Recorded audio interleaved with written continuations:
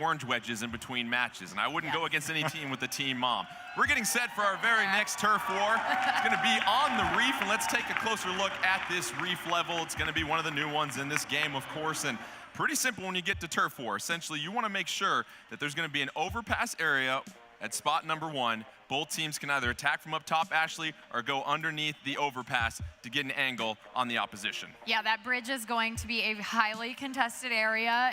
You definitely want to make sure that you are on that bridge and you are watching, because there are so many ways to get to the middle of this map. So, and also a lot of different areas to hide in this map and jump out. And as we have seen from these elite level players, they are really good at hiding and surprising their opponents. And Eric, we saw the Tenta missiles, a new special being deployed in that previous match, and it's one of those weapons that you can use to not only create some damage, but find out where the opposition is at too. Absolutely. The Tenta missiles has 2 phases. So the first one is a targeting phase. You actually click the button, and a big reticle comes up, and you can see through walls to see exactly where enemies are and how many ever enemies you target. So you can target the entire enemy team. And then when you pull that trigger, it shoots out 4 missiles per enemy and splats them. Let's get set for our second match in turf war. We've got Australia/New Zealand. The Blue Ringed Octolings taking on Deadbeat of USA. Blue Ringed Octolings going to be in the purple ink. Meanwhile, Deadbeat in that turquoise ink. Let's get things started. Deadbeat going to go with a roller, slosher, splatter shot, and the heavy splatling. Meanwhile, Blue Ringed Octolings, a couple of splatter shots, an octo brush, and a charger. Initial action in this one, Ashley. Looks like Deadbeat making a push for the top of that overpass. I gotta say, really surprised Power not picking up a charger. He was so dominant with that inside at the US Inkling Open. We're already seeing some splats happening. Deadbeat taking one player down really quickly. But yes, it is a fight for that bridge. It is the place to be if you're on the reef. Maddie Kuma putting in some work, and the Blue Ringed Octolings with a 4-3 advantage as they take advantage of that overpass. A lot of purple ink on the field at this point, but plenty of time. Double splats. Still, for the Blue Ringed Octolings, we see SpongeBob climbing up, and Ashley, this is another thing we see from the players, their ability to maneuver and get to these high perches that are very difficult to get to, but they can have a vantage point. Absolutely. In turf war, inking a vertical surface isn't going to give you extra percentage, but it really helps your team get to places they need to be able to see your opponents and take them out. Power with the heavy splatling, trying to keep some distance and zone out. The Blue Ringed Octolings 4-1 advantage for Deadbeat, though. Here's their opportunity. Don't forget, you can look at the top of your screen at any one of those squids that's flashing. That means they've got a special charge up ready to go. 4 things are even once again on the field. A lot of purple, though, as the Blue Ringed Octolings getting a bit of a push on Deadbeat. Deadbeat on their heels a little bit here, Ashley. Yeah, I'm really surprised to see this, but you know what? Sometimes, if you can make those pushes, if you can get those splats and take out some key people, you're going to be able to have a great advantage in putting down a lot of ink while someone else is waiting to respawn. 4-3 advantage, Blue Ringed Octolings with about 1:12 left. It's starting to look pretty even. Slight advantage for Blue Ringed Octolings.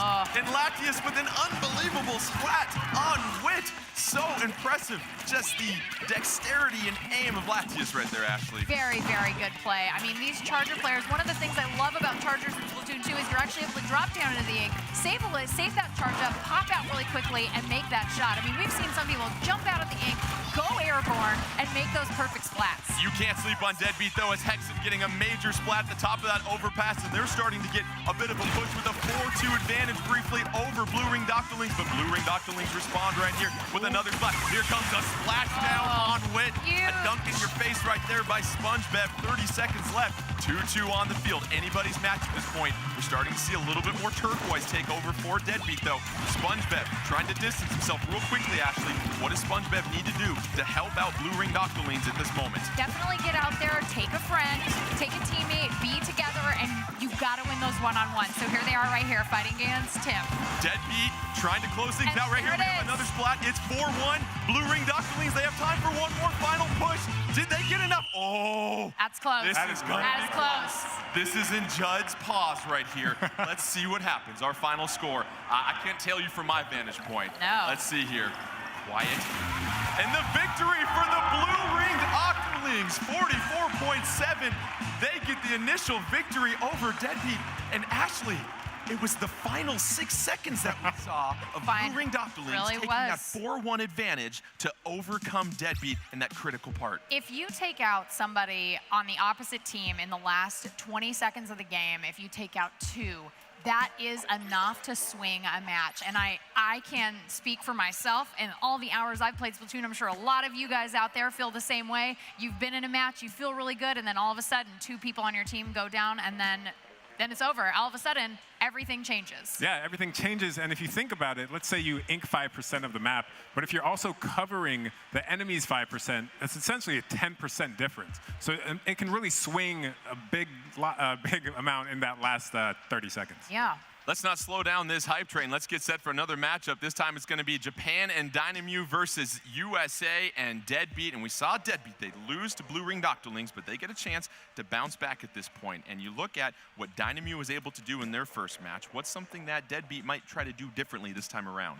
I mean, I feel like they got to just put a charger in Power's hands, right? I mean, that was what got them here. But the charger is so different in Splatoon 2. It doesn't feel the same. It's a little bit different. It's definitely it's changed. It's changed. I wouldn't say it's totally different, but I mean, yeah, you can store your charge now. So before in the first Splatoon, you'd have to sit up kind of on a perch, fully charge your shot, and then let it go. And you couldn't hide in the ink if somebody was coming after you. Yes, but now you can charge your shot, hide in the ink, pop back up somewhere else while still retaining that charge. Full charge ready to immediately blast them. And that's a huge, huge advantage for anybody looking to play a charger in Splatoon 2. Right. Well, we also talk about those specials, and we have a contingent from Ink TV that just went berserk when we saw that splashdown. And that special right there, when you look at it, Eric, it's one of those specials that if you can time it perfectly, it can create a huge swing of momentum in the match, and it also just looks so freaking awesome. It looks awesome. Really because when you activate it, people scatter because they're scared. They're like, okay, this explosion's about to happen. I'm getting out of here.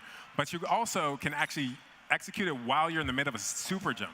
So when you're super jumping to one of your opponents on one of your teammates on the front lines, if they're surrounded by enemies, you're going to drop down, hit that, and it's going to create this huge explosion, taking out 2 or 3 enemies possibly. Yeah. It's a new Splatoon, which means we have yet another new map as they get set for Turf War. This is going to be Humpback Pump Track, Eric. And what's unique about this level is the other ones we've seen, there's sort of a middle area, and then each team has their respective half of the map.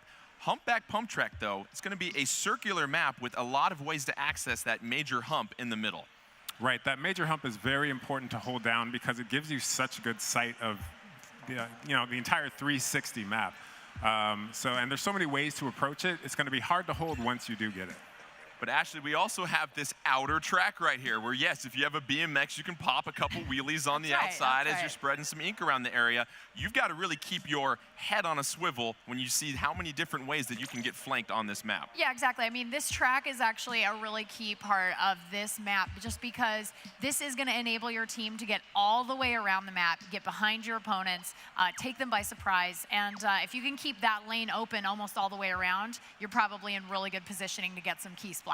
It is also consistent with some of the other maps as well, too, because there's a little bit of verticality in this map as well, too. We notice there are a lot of ledges that are just a little bit higher than jumping range that you've got to really be able to balance when you're trying to take on your opponent and really observe them. How does that factor into Humpback Pump Track? I mean, anytime you can get a high ground, that's always an advantage, especially for anybody with a roller, a slosher, a charger. I mean, those are great weapons to have when you're up high.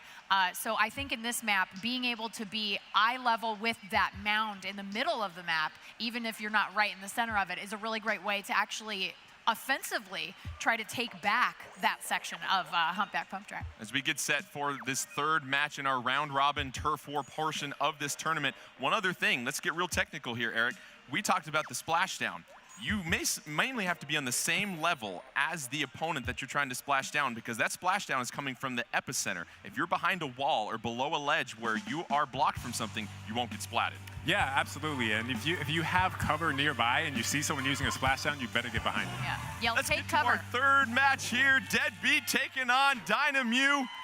Dynamew in the pink, Deadbeat in the blue. Both teams getting an initial start. Deadbeat going with a couple of splatter shots, a heavy splatling and a slosher. Meanwhile, Dynamew, our first look at the splat dualies, the slosher, a charger, and a roller as Kakashino getting the party started in the middle of the map. However, Tim with a splat from behind, Ashley. Yeah, Tim got the splat, but then, of course, Dynamon comes in with that roller. Hexen and Dynamon having a 1v1 right here in the middle of the map. This is really exciting. I always love seeing great players go one-on-one. But now, Dynamon has Kakashino, and it looks like Hexen is going down. You see Dynamon's point of view, but also the rest of Dynamew doing a fine job of just inking their half of the map right now, being very diligent. We see a Stingray being deployed. 2 specials on the field for Dynamew as they have the 4-2 advantage over Deadbeat at this point. Kakashino with that slosher, trying to get things pink all over the place, and then here come the Tenta missiles. Here come the Tenta missiles. I mean, you're going to see Kakashino put down immense amounts of ink with that slosher. He's going to have those Tenta missiles a lot in every single game. Kakashino getting the splat on Wit just there. Meanwhile, Power on the outside BMX track of pump back bump track. However, a splat for splat right there as we have a 3-2 advantage for Dynamew on the map. 140 left in this one. It's still pretty even. However, Dynamew controlling most of the middle hump here, Ash. Yeah, Dynamew kind of doing a really good job here, but Hexen, you can see, kind of taking that lower map for US for Deadbeat, and now Kakashino bringing on that slosher, and it's a splat for splat, just the same. Wit unleashing some Tenta missiles right there, going to try to advance with that slosher, just being slow and careful and making sure, just covering the area with ink, and you always want to make sure that you've got a place to move and a place to get out to before you advance further. That's a really good point. I mean, one of the best things you can do for your teammates is, and yourself, give yourself an exit lane, because a lot of these players, I mean, if you're getting splatted, you're out of the game for a second, and what you've got to do is you've got to get away, take a minute, and get a teammate back to you. And so if you're by yourself, a good idea is to find those exit lanes. 4-2 advantage, Dynamew. They've got 3 specials. They just unleashed the Tenta missiles right there. And Ashley, this is a chance for Dynamew to make a decisive push in this match. It looks like they are making a decisive push. There's some really good one-on-ones happening right now. I mean, it is looking really close, though, and anything can happen in these last 45 seconds. 45 seconds, 2-2 on the field, 1 special for each team. Dynamew going to have another squid join the party at this point. It's 3-2 Dynamew at this point. 37 seconds left. You see the map. Dynamew holding down the middle part. Deadbeat gonna have to make a push here, Ashley, and stay alive. That's the critical part. Absolutely. Getting splatted at this point would be a huge deficit for them. They definitely don't. And Wakaroon takes out Tim. Oh no, they're down 1 player, but they can still make this happen. They've got 15 seconds left. 4-2 on the field right now for Deadbeat. You've got 13 seconds to make a push, trying to put some pressure on Dynamew. It's 4-2. They've got 3 specials waiting in the clip. 5 seconds left. Expect to see those specials have a bonanza the final 3 seconds. Deadbeat, did they get the push? Oh, That is in. close. Let's leave it up to Judd once again. Unbelievable really finish, however. Oh my gosh. What's Judge got to say?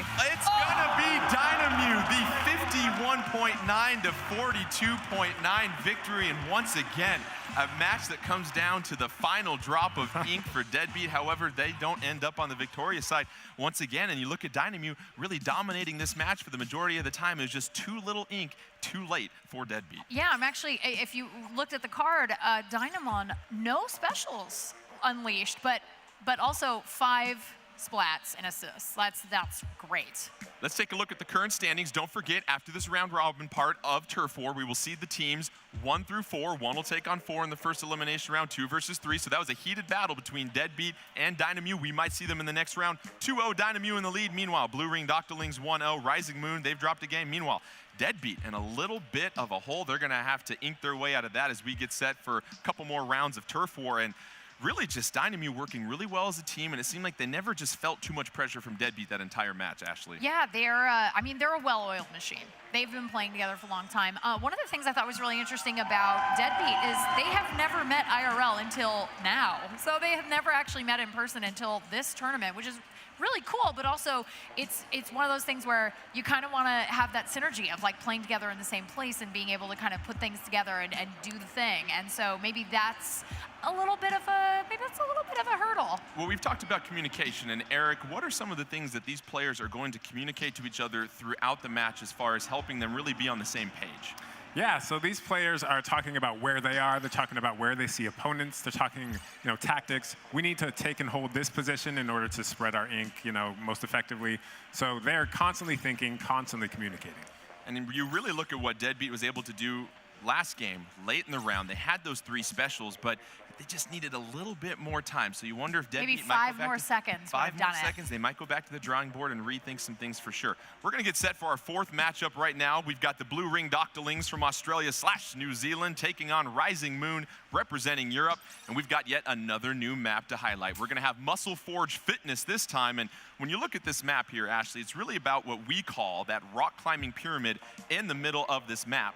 And when you highlight that, it's really interesting to see how teams can sometimes live up there, but then if you fall down from that pyramid, there are some narrow channels. Yeah, you can make things happen. If you don't take over the pyramid, that's okay. You can still work all of the different little side areas. You can try to cross the great into enemy territory and kind of cut off those avenues. You're going to see a lot of bombs going up over into the enemy area.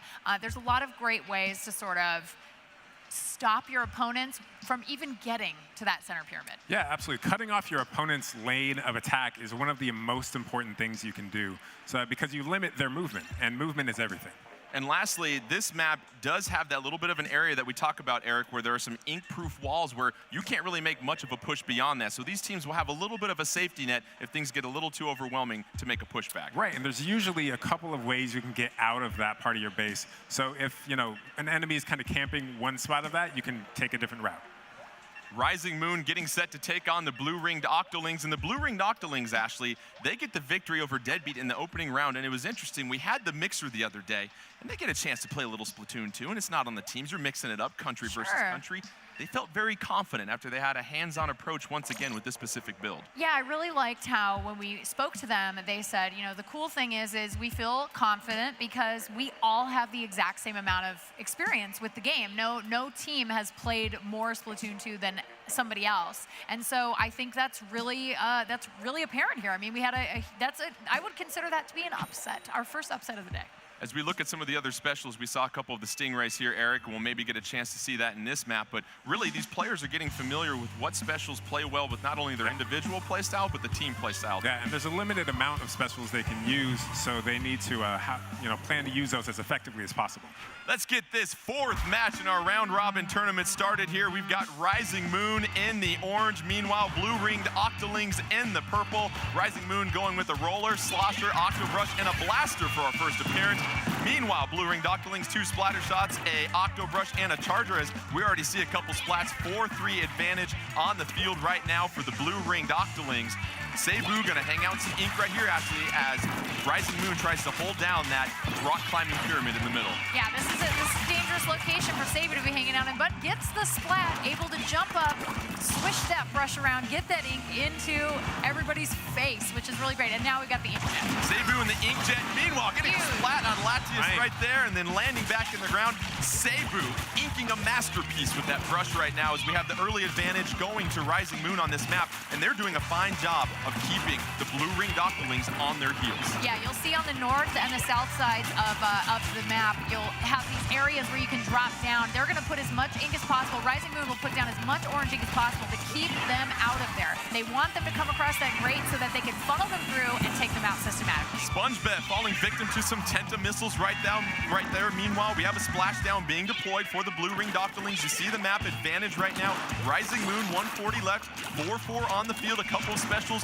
ready to go for Rising Moon. Latius trying to just take aim at a couple potential opponents at this point, not having much luck finding anybody right there. However, doing a fine job of holding that back line for the Blue Ringed Octolings. Yeah, really nice job taking out Cebu there. Cebu kind of going nuts with that. Oh, I saw some Toxic Mist. That Toxic Mist will reduce your ink. We're down to 118, 4-2 advantage on the field for the Blue Ringed Octolings. Let's see if they can make a push, and they're starting to get one. 2 specials charged up. Stingray being deployed by this point by Latias, doing a fine job of using some cover.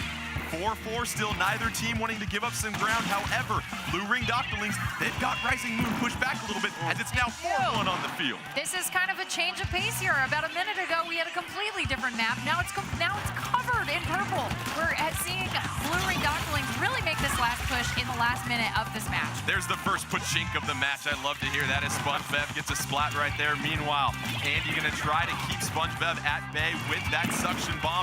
No luck there. 4-4 on the map, 30 seconds left. And really, it seems like it's gonna be the team that holds the top for the final of this match that's gonna win this one here. That pyramid is so key. SpongeBev going down. They are at a deficit. Let's see if Rising Moon can make things happen right now in the last 20 seconds. 2 critical splats. Oh, Dr. Lee's, however, Rising Moon coming back, and the moon is rising right now with 17 seconds left. You've got 2 specials charged for Rising Moon. They've got the blue ring Doctorlings on their tentacles pushed back. Meanwhile, Vicky Bird trying to get some desperate ink along that side of the rock climbing pyramid. Is it going to be enough? I don't know. I see a lot of orange on this a lot map. of orange ink down there. And it might be another potentially close match. Let's see what Judd has to say on this one. We really saw Rising Moon turn the tide late in this match. And our final result, that victory is going to go to Rising Moon, 46.7 to 43.8%. And really, we talk about how important it is actually to stay alive. And it was Rising Moon riding that critical 4-2 advantage late in the match to make the push of momentum right there. Yeah, that last 30 seconds is absolutely key. If you are able to convert and get those splats, keep yourself from being splatted, get out of the heat when you're in the kitchen and be like, hey, I gotta wait a second before I do this last push because I'm alone and I don't want to get surrounded or splatted. You wait for your teammate to jump and then you go. Eric, we've got a couple of replays we'll take a quick look at here. Yep. That was a very intense match, real back and forth. That's what you expect when you get teams of this caliber. Here's Cebu hiding down on that lower level, able to pop up out of the ink and use that Octo Brush to get the splat. And then once again, you see SpongeBev down below. Cebu gonna use that ink jet. And what's the best part about that ink jet in order to get some splats there, Eric? So that ink jet allows you to get to places you actually wouldn't be able to. So kind of over walls that you can't climb because they're ink proof. You saw there with Cebu, actually Cebu went around and splatted because they're able to flank using that ink jet. The danger with the ink jet is that once the time is up, you actually go back to the spot you initially popped it from. And everyone knows that because there's a little beacon there. So if you don't use that in a safe spot, people are going to camp that because they know you're coming right back. We see that ink jet. It harkens back to fine memories from Super Mario Sunshine. You see the ink that's propelling you in the air. That ink that is lifting you up in the air, does that have an impact on anything on the ground? It does. You can actually splat people using that. So if you fly over someone with all the kind of ink exhaust coming out, you can splat them with that. It's also inking your turf. So, you know, people can follow you using the trail you leave behind. It's a really great way to escape. If you're in a little bit of trouble and there is nothing but enemy ink on the ground, that's a great way to get up and get out. It's true, but you're also kind of exposed because you're up in the air. If there are chargers around, you're kind of sitting a duck. squid in a barrel. Yeah. Squid in a barrel. I love it right there. Well, we're going to get set for our 5th matchup in this round-robin portion of the Turf War. We've got the Blue Ring Doctorlings taking on Dynamew. This time, it's going to be Moray Towers. We all know and love Moray Towers from the original Splatoon. However, it's a little new and improved. It's the map you love to throw your controller at. Absolutely.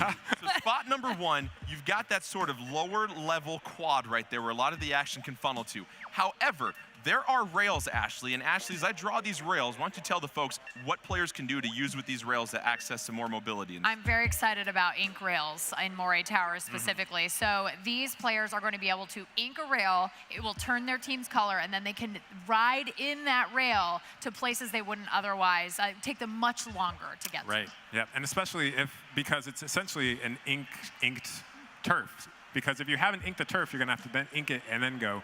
But if you pop the ink rail, you can just get on and ride it immediately. Other subtle changes we noticed, when you're in that quad area, Eric, there's a little bit of a half pipe that leads to this long vertical wall. We've been known in Splatoon to see a lot of chargers sit on top of that wall. That wall has been shortened this time around, making it easier to get up to any chargers that might be perching there. Yeah, before, you know, if you held that position, you had great oversight of the entire bottom level there. But with that being able to be more taken. Like, it took a while to swim up that wall. It took a while to swim up that wall and take out. So now they'll be able to rush that nest and take out anybody with a charger who's trying to get things set up. 2-0 Dynamew taking on the blue-ringed Octolings. Moray Towers harkens back to the original Splatoon. Let's start with Dynamo in the green, taking on the blue-ringed Octolings in the pink. Dynamo gonna go with a Splatter Shot Pro. Meanwhile, a Slosher, a Dynamo Roller, as well as a Charger. Meanwhile, you see the blue-ringed Octolings going with that Octo Brush, Splatter Shot, Charger, and Heavy Splatling. You notice Autobaru from Dynamo hanging back, painting all of the turnbacks, all the switchbacks. There you go, Vicky Bird with a huge Octo Brush splat. Then gets splatted by Dynamo. Vicky Bird getting splatted right there. And Dynamo, we should mention this edition of Splatoon, when you're flicking the ink with that roller, it now goes in a different direction, actually. Yeah, this is, that vertical splash is a little terrifying. And also really easy to reach as someone with a charger. Kakashino getting the slosher splat on SpongeBob right there. Kakashino, though, getting splatted, however, by the splatter scope. Latias, very nice aim right there. Latias trying to take aim on some more Dynamo players. Meanwhile, nobody else has really claimed that middle area. Both teams have done a fine job of diligently inking the ramps on their half of their map, though. You got to account for all those small areas, Ashley. Yeah, blue-ringed Octolings really looks like they're taking advantage of Dynamo, hanging back a little bit, maybe getting ready for a collective charge. Latias just going nuts with that splatter scope, absolutely taking advantage of that charge being able to be used as you pop out of the game. What's impressive is Dynamo really has the majority, half of their map covered in nothing but green ink. Meanwhile, they get a couple of splats, 3-2 advantage on the field. Minute left in this one. A special ready to go. There goes the Stingray. Dual Stingrays. Dueling it out across Moray Towers right there. Meanwhile, Kakashino starting to advance into the blue-ringed Octolings territory. Gonna get the splat. Moving up now to Latias, trying to get, and gets the splat on Latias. And this is trouble for the blue-ringed Octolings because Kakashino gonna unleash those Tentamissiles. That's right, Tentamissiles incoming, and also we're down to the last minute, so now is the time to not get splatted. Impressive splat here by SpongeBob with the splatter shot. Meanwhile, Rakaruno trying to move with that charger, trying to find a couple of blue-ringed Octolings to get a splat on. Got Vicky Bird in his sights, however, can't connect. 50 seconds left, 4-4 on the field. I feel like this is gonna be another one that comes down to the end here, Ashley. This is gonna be a really close one. Vicky Bird doing a really nice job of escaping the middle of that map. Had a little bit of a moment where maybe it was like, whoa, I gotta get out of here. I gotta leave. Sorry, guys, bye. Vicky Bird in the ink jet, getting some ink covered in the middle of the map. Gonna respond back to her spot, avoids, not too late. Splatted. As Dynamo starting to make a push into blue-ringed Octoling territory. Just 23 seconds left, 4-2 advantage on the map for Dynamo. They've got a special ready to go, and here comes that push. 15 seconds left. Can the blue-ringed Octolings get to the middle of the map and make something happen? Oh, it's gonna be close. It's gonna be close. Dynamo, Atubaro holding things down from up top. And this is gonna be a late little push from the blue-ringed Octolings. However, critical splat by Vicky Bird.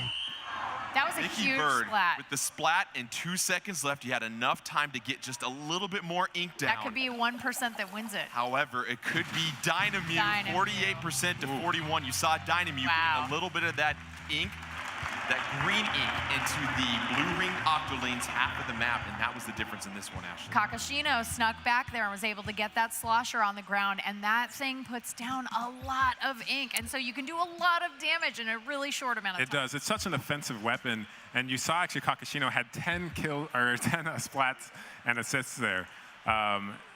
Really, yeah. Performance. That's a huge performance. Here's this critical splat. Vicky Bird gets the splat. You know, of course, it's going to create some purple ink in the place of who you just splatted. But with 1 second left, could have used about 4 or 5 more to get 4 or 5 more up seconds into would have been the territory for Dynamo. And so Dynamo 3-0, and they just roll through this opening round of Turf War here. Absolutely dominating. I mean, but you know, they're communicating. Obviously, you're seeing them, have strategies. Say, hey, in Moray Towers, let's hold back on Turf War. Let's make sure every inch of all of our switchbacks are covered in our team ink. And we didn't really see 100% of that on blue-ringed Octolings. You see Dynamo standing at the top of the standings, 3-0, flawless through our round-robin portion. Meanwhile, this is an interesting matchup here between Deadbeat and Rising Moon. If Deadbeat can get the victory, they're going to tie up with Rising Moon and blue-ringed Octolings. And we do have a tiebreaker in place. We're keeping track of the percentage of turf that was inked. We'll obviously seed the teams based upon who inked the highest percentage of turf in all 3 of those matches. We'll keep you posted on that if Deadbeat can get the victory over Rising Moon. And so, Eric, we've seen Deadbeat struggle a little bit in their first 2 matches to really claim a victory here. what's something they might want to think about? Because we haven't seen Power with that charger yet, relying on that heavy Splatling. Yeah, Power has switched to the Splatling, trying to hold that back line and ink as much as possible. But Power, such an effective charger player. We might see him switch to the charger. Who knows? Well, it's also interesting depending on the map as well, too. These players are just now getting familiarized with these maps, so there are some things that you're going to work on with your communication. However, it's really just, we've seen Deadbeat try to turn the tide late in the match, but just like we saw with Blue Ring Doctorlings, too little, too late. You think about maybe having a more conscious effort to make that push earlier on. Yeah, and I think they really have to capitalize on those one-on-ones. I mean, that's such a key part of being able to win at the end of that last 30 seconds. If you've got to win those one-on-ones. You've got to take out your opponent and get them out of the match. And Eric, as we get set for our final match of round robin Turf War play, Turf War really helps teach the fundamentals of how you can build upon being successful in Splatoon. As we mentioned before, Ashley, you and I, we hang out in A-, B+ land. You're going to be a little bit higher than that, I think, actually. But just slightly, I promise. When you really want to make that turn to become a better player, and the conversation we had with these players, it's understanding how you can have territory control and how you don't just unconsciously go into a particular area. You want to make sure that you are inking area, not only to give yourself space to move, but you decrease the amount of mobility for the opposing team. Right, and Turf War is just one of the modes in the game. It is kind of, as you said, build those fundamentals, but you can use those philosophies you develop playing Turf War in all of the different modes. And also, we do see Deadbeat 0-2 right now, but some teams are better at different modes. So we'll see maybe once we get past the round robin stage, which is just seeding us for that elimination round, we might see Deadbeat actually just destroy the competition. You never know. Let's get to our next map, a new one, Inkblot Art Academy. I love this map. We got a chance to check it out today for the first time, and as we look at this map, let's point out a couple key points with our numbers here. You've got that middle area, you've got some cover right here, Ashley, but also there's a very interesting piece of art on each side of the map. Let's top that, 2 and 3. These are almost like hands that are sticking up, and you have a chance to ink those. So how can teams use that for leverage in order to get a good line of sight on everybody? They are inkable, and I will say if I had a charger, that would be the place that would be my nest. It's a little obvious, people might think you're up there and actually shoot up there, but at the same time, it's a great vantage point. Absolutely, you could get a burst bomb up there. That would not be a good thing. That would be very bad. Well, there's some similarities in this map to the Reef, as there's a middle area. It's not a very long linear level that we might have seen in some levels in the original Splatoon here, Eric. So the teams are really going to be right on top of each other from the majority of the map. It's not going to take very long to get back to the middle also. Yeah, absolutely. I mean, we'll see who is able to hold that, and if you're able to stay alive, super jump right to the front lines, you can push beyond that. Yeah. Let's get set for our final match in round robin play of Turf War. Deadbeat looking for that first victory as they take on Rising Moon. Deadbeat going to be in the yellow, Rising Moon going to be in the blue, and let's take a look at the loadouts for both teams here. Rising Moon going with that Slosher, Octobrush, Roller, and Splatter Shot. Meanwhile, a pair of Splatter Shots, heavy Splatling once again for Deadbeat, and a Slosher as Rising Moon the first to the middle here, Ashley. Yeah, I mean, they went right for it. They were not wasting any time at getting ink down on the ground, which might be detrimental to them. We'll have to see if that pays off.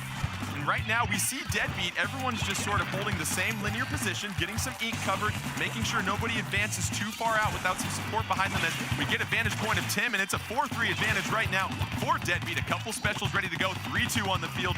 Early advantage with 2:25 left in this one, Ash. Yeah, you can see Deadbeat really making a push here because they have that player advantage. Hexen really just doing a lot of damage and taking out a lot of our Rising Moon players. Tim being very aware for Deadbeat, finding one of those lower areas that you can go and ink every single percentage. Very vital in Turf War. 4-3 advantage and a trio of specials ready to go for Deadbeat at any moment's notice. Yeah, I see some really interesting things happening down here with Seibu is taking a little bit of a sneak attack here, trying to take out Wit. Let's see if it works out. It does. He takes out Wit. That's great.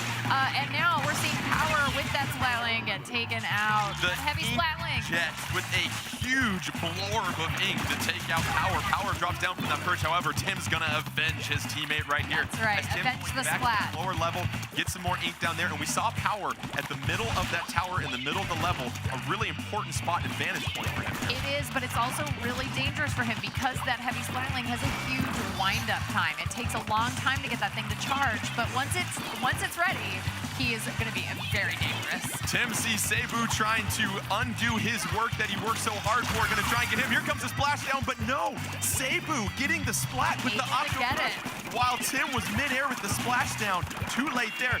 1 minute left. 4-4 on the field. Right now, the advantage looks like it's going to Rising Moon as they're starting to make a bit of a push into deadbeat territory. It's 2-2. Cebu in that inkjet. Gonna have to splat down though. He just took off, and that's the importance of having your exit lanes ready to go. Cebu's trying so hard to take out Hexen, and this is a great one-on-one, and I'm really curious to see this could be a key moment. 43 seconds left, 4-4 on the field right now. Cebu trying to escape some danger right there. Wit gonna try and flank him with the slosher. Tim unable, gets the splat on Cebu. It's now 4-2 for Deadbeat. Here's where they've got to make that push we've talked about, Ashley. This is a huge advantage for Deadbeat. They're gonna push forward. They've got 2 specials ready to go. Tim is already pushing into enemy territory. Keep an eye on Andy at the bottom part of the map right here, trying to cover some important territory, trying to get the slosh. He's gonna go one-on-one with Wit. Wit using some coverage. Andy with a critical splat against Wit, and that's gonna allow Andy to move out and cover some precious yellow territory. It's now 2-1, 3-1 on the field for Deadbeat. They've got 5 seconds left for a push. This might be enough. Tim, it's a lot of yellow down into action, and let's see what the result here is. Did Deadbeat get enough done late in this match? It looks like they might have. What does Judd have to say? And yes, that's going to be a 50.5 victory over 32.8 for Deadbeat. That means our producers in the back are going to have to do some number crunching to figure out what's going to happen with this tie. But what we saw from Rising Moon, they did a great job of making sure whenever Deadbeat covered one of those lower areas, they rushed right in there to make sure that they covered it up, and it forced Deadbeat to really get away from what they were trying to do to go take care of the damage that Rising Moon was doing. Yeah, absolutely. And then we also saw them really make an effort to keep the north and south parts of the map in the center covered in yellow. So that way, if they were in trouble, if they have a teammate jumping in, they're able to have those exit lanes. They can come back and have that advantage of, oh, well, you haven't inked here. Sorry, Rising Moon. And Eric, how important is map recognition when you get to Turf War? Because a lot of times, so much of the action is sometimes concentrated in the middle of the maps. We saw those lower areas that you can't ignore, especially late in the match. Yeah, absolutely. I mean, certain players tend to gravitate to certain parts of the map. I mean, you have your little hiding spots that you love to go to. If you have a new map like Inkblot, you haven't established those yet. So you really need to figure those out before you can use the map to its most effective. So we talked about our producers doing some number crunching in the back, and as we said, it was the highest average percentage of ink covered throughout the 3 matches. In first place, obviously, we've got Dynamu. They're 3-0. Australia, USA, and Europe, all tied. How about these numbers here? Australia, New Zealand, 43.4%. Deadbeat, 43.4%. No. Wow. Rising Moon, 34.56. So as we see the teams getting set for the first set of elimination matches, it'll be Dynamute taking on Rising Moon. Meanwhile, the blue-ringed Octolings of Australia, New Zealand taking on Deadbeat as we advance to these best-of-5 modes. So we knew the competition was good here, Ashley. This is fierce competition. It is literally dead even. This is amazing, and honestly, really impressive by all of the teams to come out and have this really even match. There's nobody who's just getting swept. And we see that these teams, as we mentioned, trying to adjust to different types of strategies here, Eric. We mentioned you've got no more stealth jump along to go with that quick respawn. There's no more ninja ink as well, too. So these teams are really going to get a feel for each other. Are you excited to see how the strategy might evolve throughout these matches? Yeah, absolutely. I mean, all these teams really are reading their opponents. They're seeing, what's most effective against this team, and they're evolving their strategies based on that. An unbelievable set of round-robin matches in Turf War. We've got our teams seated. We're going to take a short little break, then get set for our first elimination matches, best of 5, as we continue with the Splatoon 2 World Inkling Invitational.